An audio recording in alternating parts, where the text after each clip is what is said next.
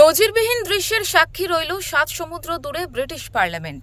নির্বাচিত হওয়ার পর ভগবত গীতার ওপর হাত রেখে শপথ গ্রহণ করলেন ২৯ বছর বয়সী এই ভারতীয় বংশোদ্ভূত শিবানী রাজা। ব্রিটেনের সাধারণ নির্বাচনে কনজারভেটিভ পার্টির হয়ে লেস্টার ইস্ট আসনে জয়ী হয়েছেন তিনি। পার্লামেন্ট সদস্য নির্বাচিত হওয়ার পরই গীতায় হাত রেখে শপথ গ্রহণ করলেন শিবানী। সেই ভিডিও নিজেই সোশ্যাল মিডিয়াতে পোস্ট করলেন।